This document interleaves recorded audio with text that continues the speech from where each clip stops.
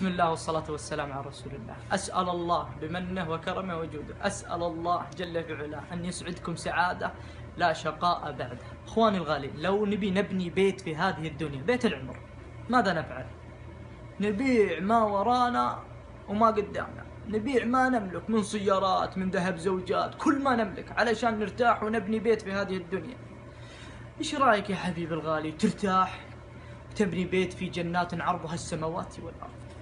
والله ما تأخذ عليك يا أخي الغالي 5 دقائق. قال النبي صلى الله عليه وسلم: من قال قل هو الله أحد الله الصمد لم يلد ولم يولد ولم يكن له كفوا أحد، من قالها في اليوم 10 مرات بني له بيتا في الجنة. الله أكبر يا حبيبي الغالي. قل هو الله أحد، قولها الآن يا من تسمعني الآن، تقولها 10 مرات يبنى لك بيتا في الجنة. فما بالك تبني بيتا لك في الجنة وتحب لأخوك كما تحب لنفسك، وتخليهم يبنون لهم بيوتهم في الجنة، وتعاون على البر والتقوى. والله يا أخي الغالي إنها ما تأخذ عليك 5 دقائق. اقهر الشيطان وارض الرحمن وكررها الآن.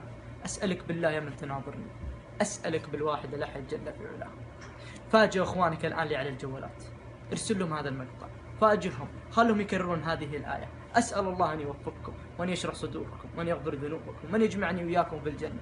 اللهم يا ذا الجلال والإكرام، من أرسل هذا المقطع وعاوني على نشره، اللهم اغفر ذنبه واشرح صدره ويسر أمره وادخل السرور في قلبه. اللهم ارزقه في جنات عرضها السماوات والأرض.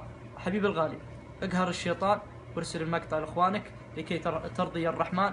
وكما عودتكم في مقاطعي إني أطيبكم لأنكم أهل الطيب، هذا طيب لك وطيب للي أرسلت له المقطع. سلام عليكم.